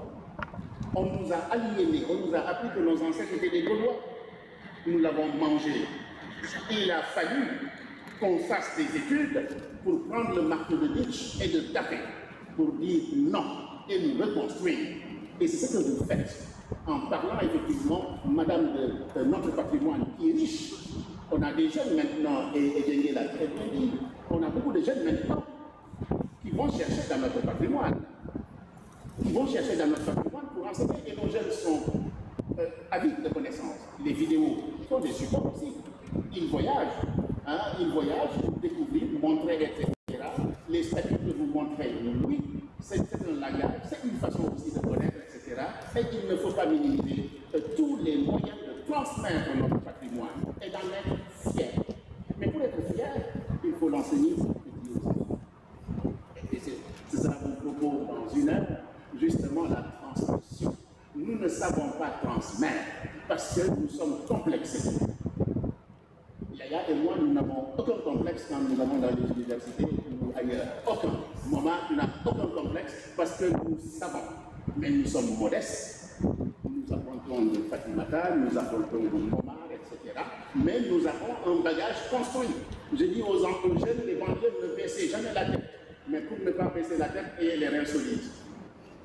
Nos identités sont multiples, nos racines font ce que nous sommes, et nous nous ouvrons au monde, et tu l'as bien dit, cher ami, c'est le Seigneur. Enracinement et ouverture. Merci beaucoup.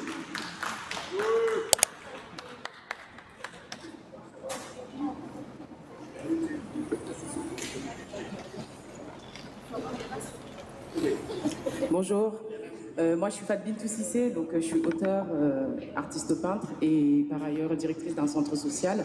Donc moi je partage la plupart des choses que vous avez dites, mais je m'interroge beaucoup, notamment sur la question de l'optimisme et du pessimisme.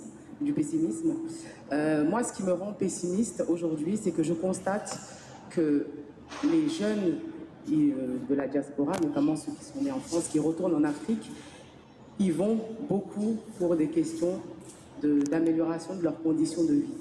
Ça veut dire, ils savent que là-bas, par exemple, moi, si demain je vais au Sénégal m'installer, je sais que je peux avoir des avantages qu'ici, par exemple, je n'aurais pas. J'entends beaucoup parler de business, back to Africa, pour aller voilà, faire du business, pas cher, etc. Je les vois rarement parler de livres, d'intellect. Quand ils parlent d'histoire, je trouve que ça reste encore un peu trop superflu. C'est encore à la surface, c'est pas en profondeur. Vous avez parlé des enfants, notamment des 0 à 6 ans. Moi, ce que je constate, c'est qu'on n'a pas assez d'outils pédagogiques pour accompagner ces apprentissages. Je crois que c'est M. Djanka qui disait que c'est une histoire, parfois, quand on la raconte, elle est dure à entendre, elle est dure à vivre, déjà pour nous adultes. Et quand je réfléchis, je me dis, mais qu'en est-il pour les enfants? Je pense qu'il manque des supports pédagogiques pour les enfants, les tout petits. Parce qu'effectivement, entre 0 à 6 ans, une fois qu'ils sont passés à l'école et qu'on leur a déjà donné les premières informations, c'est encore plus difficile d'aller... On est déjà dans la déconstruction alors qu'ils n'ont même pas encore 10 ans. Mais si on avait des livres adaptés à leur tranche d'âge, des outils vidéo, des choses voilà, pour accompagner ça, je pense qu'on serait moins en difficulté. Et aujourd'hui, moi, je pense que c'est là où il y a un problème. C'est que la plupart des œuvres sont pour un public adolescent, adulte. Mais ce n'est pas accessible encore aux enfants. Et il y a certaines œuvres qu'on ne peut pas juste donner à son enfant pour qu'il le lise.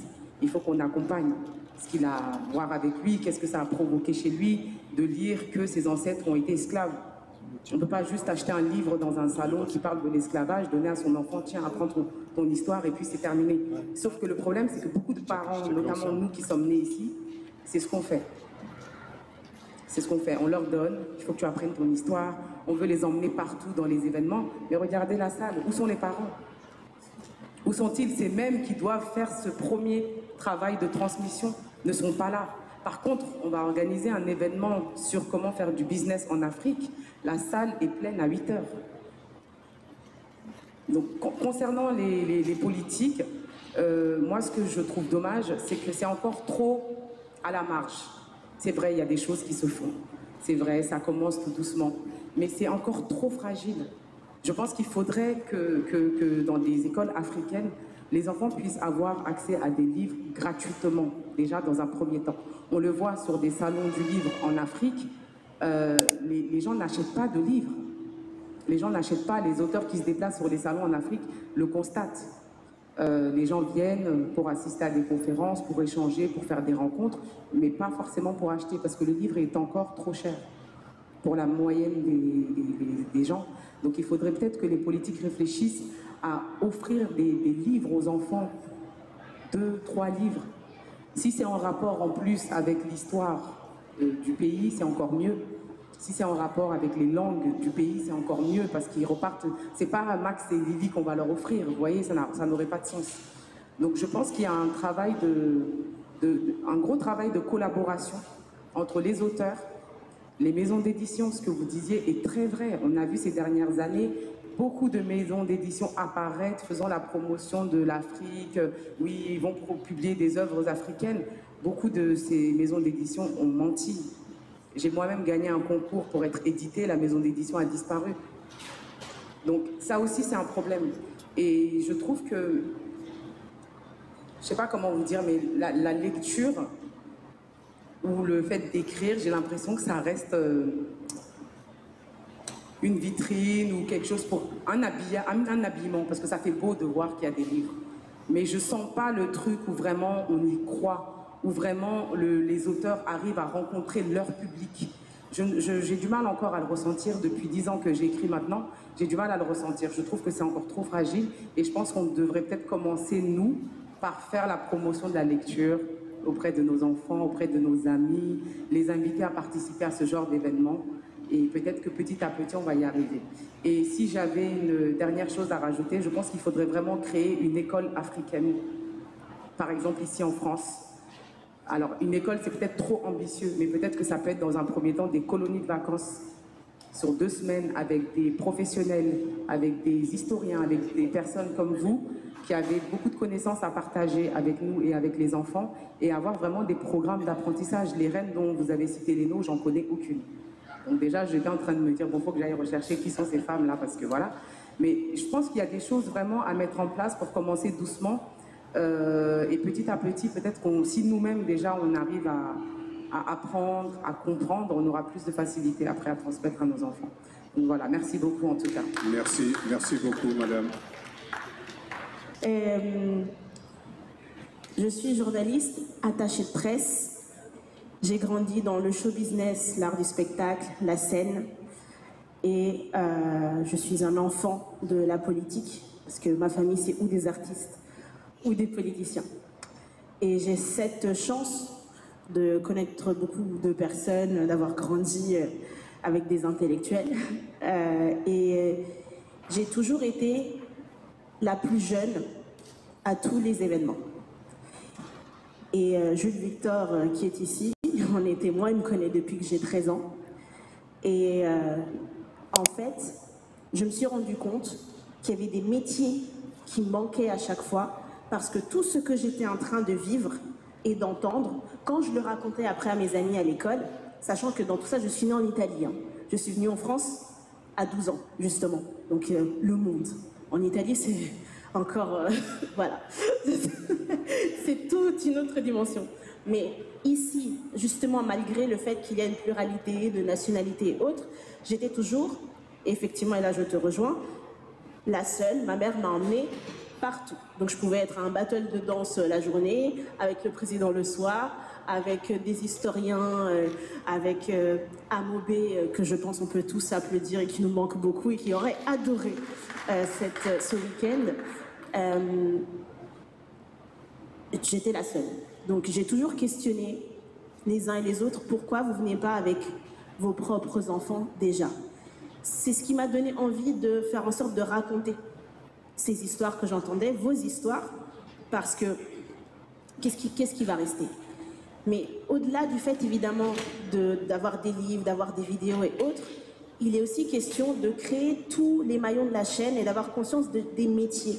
Et c'est pour ça que je me suis intéressée au métier d'attaché de presse. L'attaché de presse va faire le suivi, en fait. Le journaliste ou la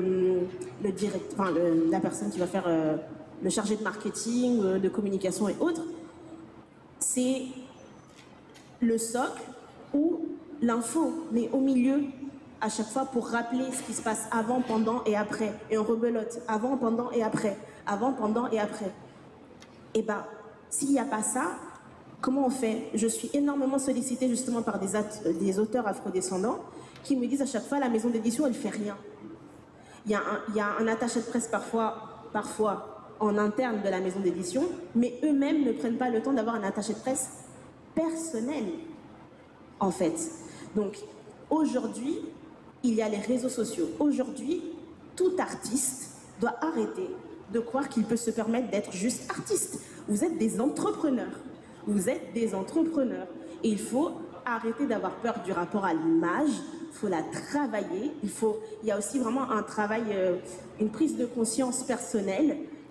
Il faut level up, en fait. Passer de l'autre côté. Ça ne peut plus tomber comme ça du ciel parce qu'avant, ça restait un peu en microcosme. Et c'était nécessaire. C'est comme ça, en fait, c'est l'histoire.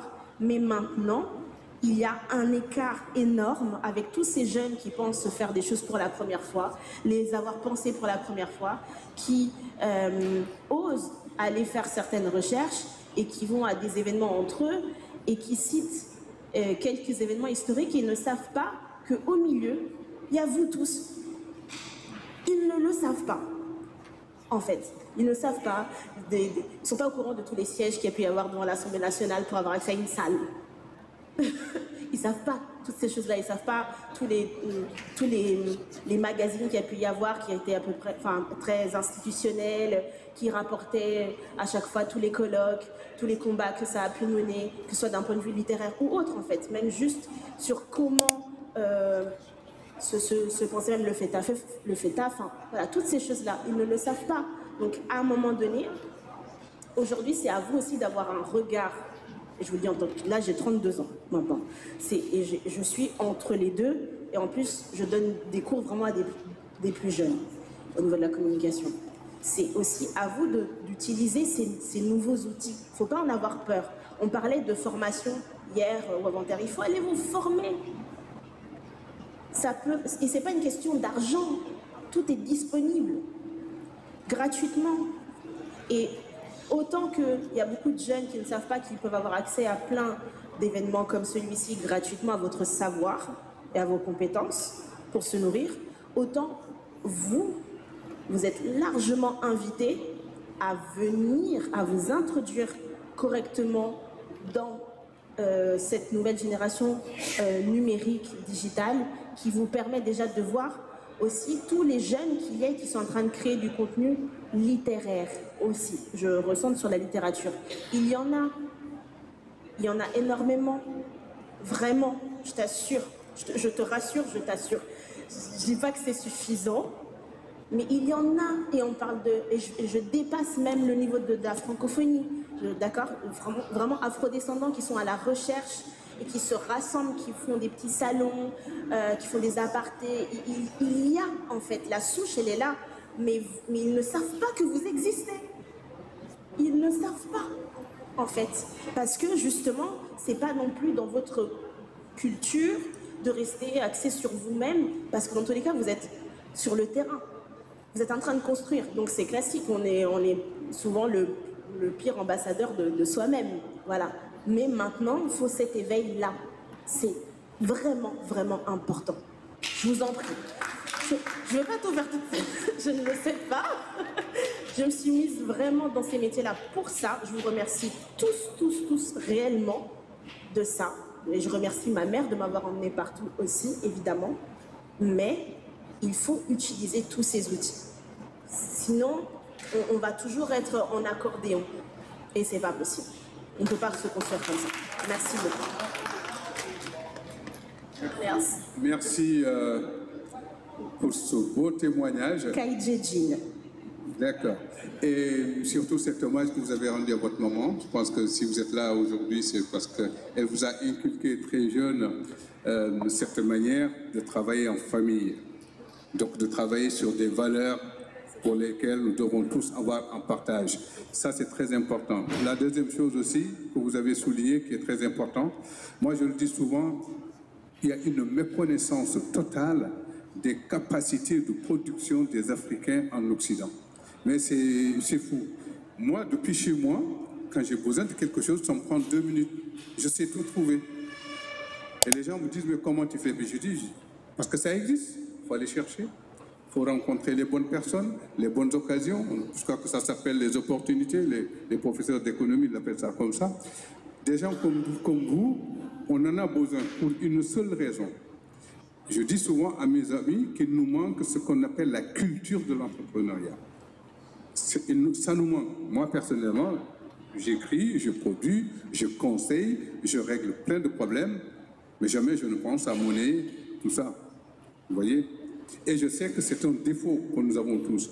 Alors donc pour cela, on a besoin de vous, des gens comme vous, qui vont peut-être réveiller en nous ces ressources, ces capacités, pour participer pleinement, encore une fois, au développement des pays dans lesquels nous sommes.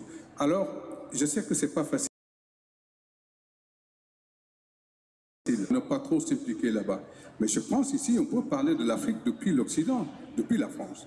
On peut tout à fait participer à la connaissance des qualités des ressources africaines, quelles qu'elles soient, depuis notre niveau.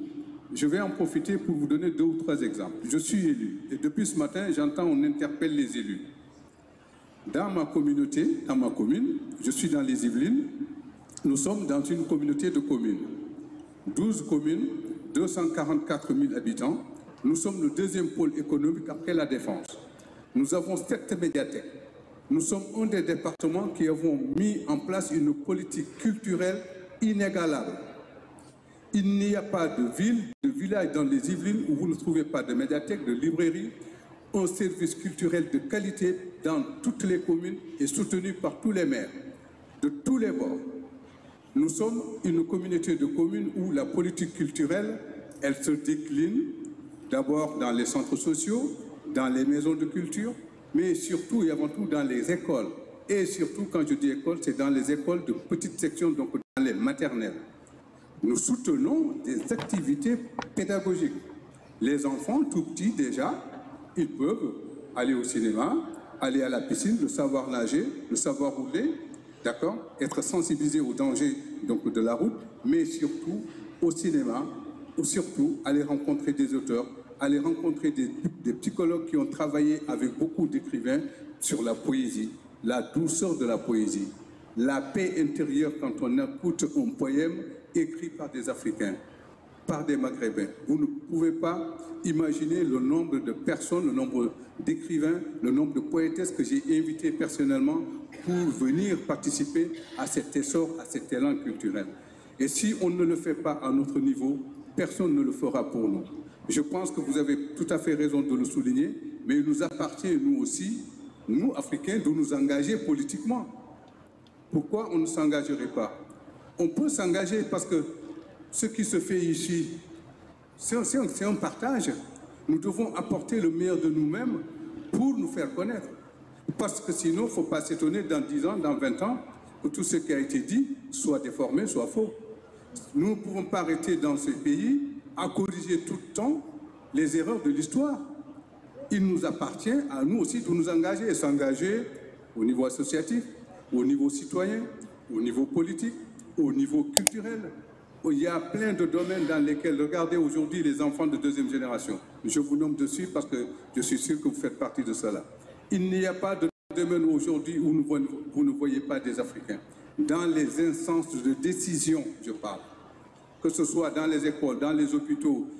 Madame, vous mettez en valeur tout ce qui est sport, culture, des gens qui ont réussi dans leur domaine. Il n'y a pas de domaine. Aujourd'hui, les Africains, ils sont partout. Donc, ça veut dire que c'est possible. Et il y a des événements qui sont créés pour faire connaître justement ces Africains qui ont réussi. Je pense notamment à une association qui s'appelle Parole d'hommes et de femmes, que Pape connaît, qui essaie de faire venir des Africains pour venir témoigner tout simplement de leur parcours. Non pas pour dire moi je, non pour dire aux jeunes, voyez, moi aussi quand je suis arrivé en France, ben, j'étais en galère. Ou alors au contraire, quand je suis arrivé en France, si je suis à la place où je suis aujourd'hui, c'est grâce à mes parents, c'est grâce à ma mère qui m'ont montré un peu ce que je faisais. Mon livre, quand je l'ai écrit, mon premier livre, Un petit baobab pour vivre ensemble, je ne voulais pas mettre ma photo. Ma fille m'a dit, papa, mais le baobab, tu nous en parles tellement, est-ce que tu veux que je te fasse un dessin? Je lui ai dit oui. Elle avait 6 ans. C'est elle qui a dessiné mon livre. Et tous les jours, je la remercie parce que quand je pose le livre, en moins de 10 minutes, j'ai plus de 10, 20, 30 acheteurs. Ils sont attirés par le dessin. Vous savez, le dessin d'un enfant, c'est anodin. Hein, j'appelle ça les dessins des mains innocentes. D'accord? Et ça dort en nous. Heureusement, on a une famille là, on a un petit enfant à côté de nous qui vient relever le défi puisque vous demandez où étaient les parents. Donc, merci pour votre témoignage. Merci aussi de garder l'optimisme. Ah ben voilà, le petit baba, merci Bab, je ne l'avais pas. Merci beaucoup. Il faut le garder, il faut travailler en famille. Ma famille n'est pas là aujourd'hui parce que tout simplement, nous avons un vide-grenier dans notre ville et c'est pour ça aussi que nous habitons loin.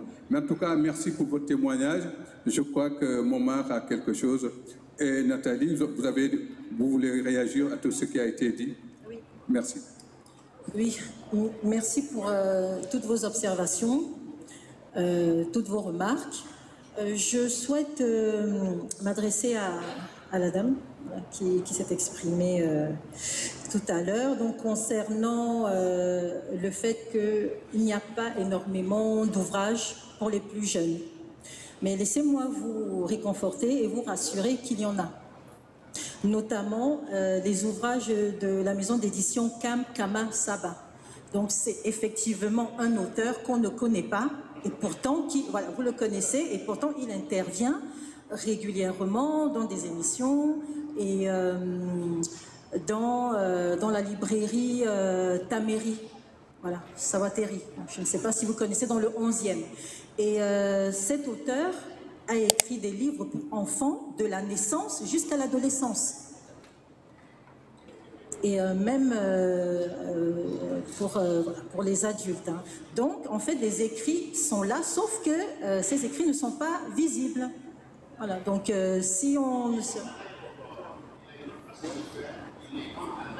Oui, il les vend, oui, voilà, on va dire que c'est un marchand ambulant et je l'ai connu effectivement de cette façon. Et donc nous travaillons ensemble, nous avons effectivement participé à un salon récemment ensemble. Et effectivement, hein, comme la dame le disait, nous n'avons pas vraiment de... On n'est pas très business, voilà, on n'a pas de connaissances sur la manière de mettre en avant son travail. Et on a besoin justement des experts comme la dame.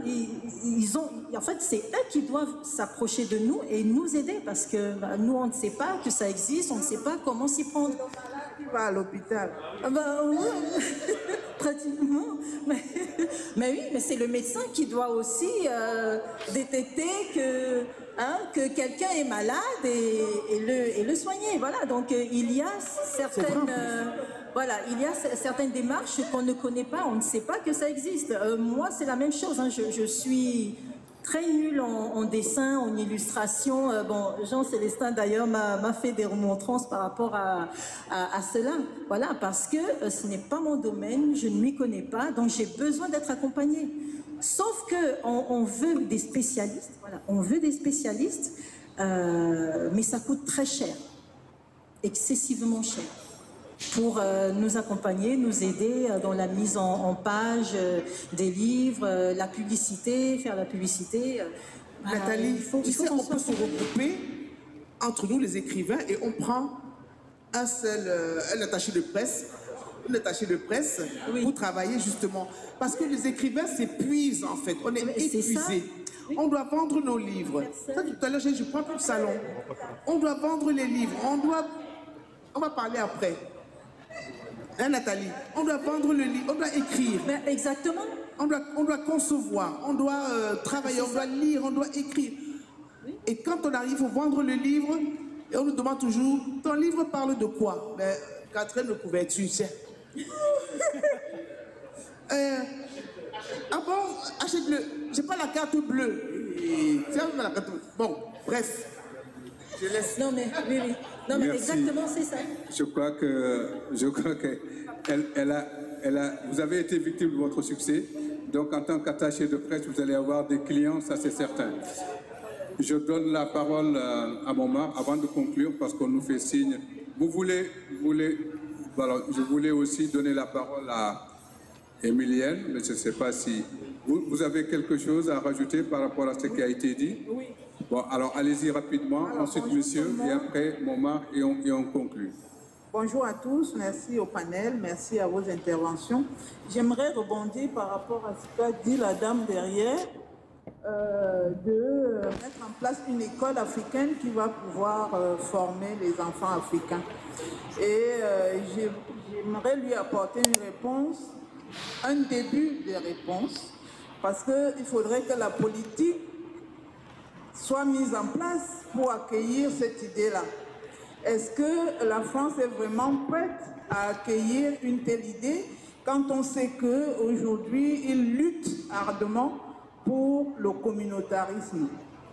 Voilà d'abord la première chose que j'aimerais dire à cette dame, que c'est une idée, c'est une illusion pour moi. Ce n'est pas faisable du tout, enfin de nos jours. Autre chose, nous parlions tout à l'heure de ce qui nous amène aujourd'hui, qui est libre et ancré dans son identité. J'aimerais dire quelque chose là-dessus. Parce que pour être libre et ancré dans son identité, il faut être capable de se l'approprier.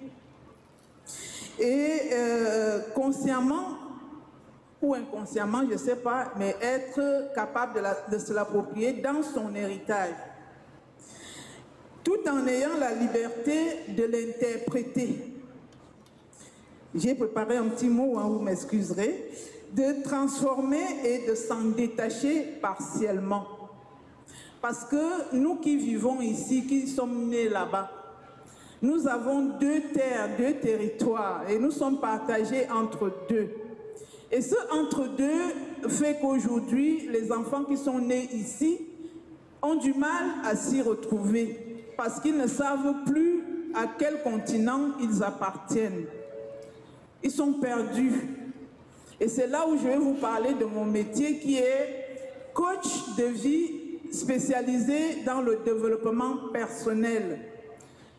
Pas parce que c'est ce que je suis, et directrice fondatrice de Mon Âme Conseil, qui veut dire l'enfant du pays. Et pour assumer complètement son identité, il faut la connaître, on l'a dit. Il faut se connaître soi-même et il faut être en capacité de s'affirmer et de le revendiquer. Et nos jeunes aujourd'hui sont dans l'impossibilité de le faire. Ce n'est pas un reproche que je leur fais. Je leur dis tout simplement, au lieu de rejeter la faute sur les autres, il faut que vous soyez en capacité de vous remettre en question, de prendre du recul et de corriger ce qui ne va pas sur vous-même d'abord. Parce que la faute, ce n'est pas toujours l'autre, c'est aussi vous. Le travail qu'il y a à faire sur vous vous permettra de mieux voir clair dans ce qui ne va pas dans la personnalité qui est la vôtre. Et lorsque ce travail-là est fait, manifestement, on trouve facilement sa voie parce qu'on sait ce qu'on veut et on sait ce qui nous fait plaisir. Alors au travail, nos jeunes sont perdus, ils ne savent pas quel métier choisir parce qu'ils tâtonnent, parce qu'ils font comme le voisin, le copain, l'ami, parce qu'il y a d'autres raisons culturelles, sociaux ou des parents, de la défaillance des parents. Ouais. Je ne rejette pas la faute, je ne leur rejette pas la faute, mais je veux dire que nous sommes appelés les uns et les autres à faire ce travail-là qui est nécessaire pour revendiquer donc cette identité qui fait en sorte que nous sommes là aujourd'hui. Merci beaucoup, Madame Emilienne Bofolo. Donc, je rappelle, coach en développement personnel, et on sait aussi que vous ne faites pas partie de ces Africains qui n'ont pas osé franchir le cap de l'entrepreneuriat parce que vous avez votre propre cabinet. Et ça, oui, non mais on l'a noté, et donc vous faites l'exemple. Alors,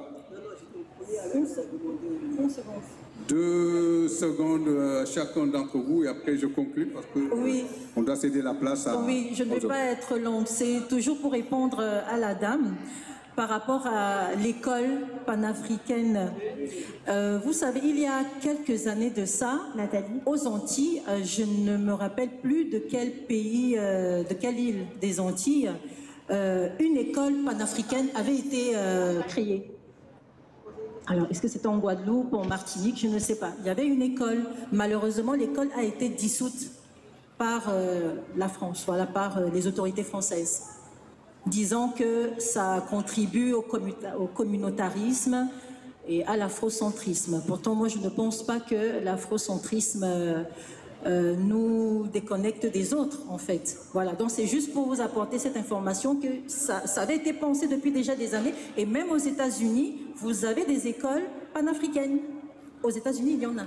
Merci Nathalie, mais c'est aussi vous dire que dans les Yvelines, je presse pour ma paroisse, il y a une très grosse association qui s'appelle Culture et Tradition d'Outre-mer, qui sont vraiment dans la ligne droite de ce que vous proposez, qui sont dans l'apprentissage des enfants, des cultures et des traditions guadeloupéennes, martiniquaises, dès le plus jeune âge.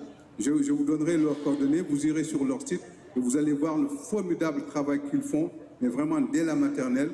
Et s'il y a une parfaite compatibilité entre ce désir de transmission des traditions et des cultures afro-caribéennes et la parfaite intégration en France. Donc il y a des possibilités, il y a des choses, il faut peut-être les connaître. Dernier à prendre la parole, c'est Momar. Il en a pour 2 secondes. Momar, vas-y très rapidement, après je conclue. Merci. Mais je vais conclure, enfin, par rapport à ce que j'ai à dire. Donc, en tout cas, il y a beaucoup de choses qui se sont dites ici.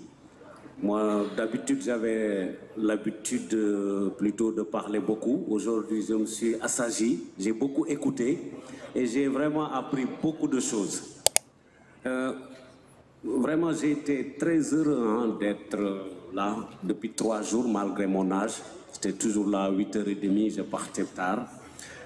C'est vrai en plus. J'étais heureux d'être là parce que j'ai appris beaucoup de choses. J'ai l'habitude de participer à des colloques, des rencontres intellectuelles, mais cette fois-ci, vraiment, c'était inclusif. Tout le monde s'est exprimé et je pense que ça, c'est du positif. Ensuite, moi, je suis optimiste, je le réitère, parce qu'il y a des choses qui se font. Maintenant, bon, moi, je pense qu'il faut encourager des structures comme Dekkal Thiossane à poursuivre ce combat. Qu'il mène depuis 20 ans. Les journalistes Jean-Célestin Ediangué, que j'ai connu depuis 40 ans, je vois tout le travail qu'il fait et les sacrifices. Jean-Célestin, merci de m'avoir convié à cette rencontre. Voilà quoi, bon, moi je crois qu'il faut continuer à travailler parce que toutes les personnes qui ont participé à ce débat depuis samedi, je pense, partiront moins bêtes. Vont dire j'ai écouté, j'ai entendu un mot, j'ai quelque chose que j'ai vu qui me fait du bien et c'est ça l'essentiel aussi quoi. Merci. Merci beaucoup. Une seconde. Une seconde pour dire que je suis vraiment en phase avec la dame qui est au fond et que mon pseudo-pessimisme, parce que je ne veux pas avoir un optimisme PA, mais se base sur des faits réels. Autant nous on a grandi avec les Zembla et Black le Rock, autant nos enfants ici ont grandi avec Club Dorothée, les shows télévisés où on a toujours montré une certaine image négative ou controversée. Donc, nous devons être vigilants. Je préfère être pessimiste et anticiper que d'être trop optimiste et être déçu. Et justement, votre analyse par rapport à Niamankou, moi, je l'ai su il y a quelques années seulement que Abraham Hannibal était le trisaël de Pouchkine, alors que j'aurais dû le savoir étant toute petite. N'est jamais trop tard. Merci. Merci beaucoup. Je vous prie d'applaudir. Nous concluons, mais quand même, avant de rendre le micro, je tenais à remercier les panélistes. Je remercie aussi les participants. Je vous invite à continuer les échanges dans la salle, dans l'attente de la tenue du prochain atelier. Et ça a été un vrai plaisir pour moi d'animer ce panel. Il y a encore beaucoup de choses à faire. On ne pourra pas finir en un laps de temps, ce n'est pas possible. Mais c'est aussi ça, la richesse de la culture africaine. Il nous est demandé donc de parler du livre, de nos identités, de la manière de nous enraciner tout en nous ouvrant au monde actuel, au monde moderne. Merci à tous ceux qui nous ont donné donc les possibilités de nous exprimer. Merci à vous, merci à tous et à la prochaine.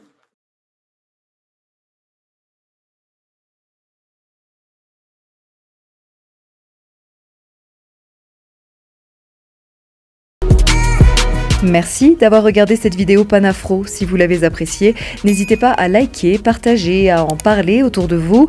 Abonnez-vous à notre chaîne YouTube et activez la cloche de notification pour ne rater aucune de nos prochaines publications. Pour aller plus loin et élargir le débat, rejoignez-nous sur Facebook, Instagram ou WhatsApp.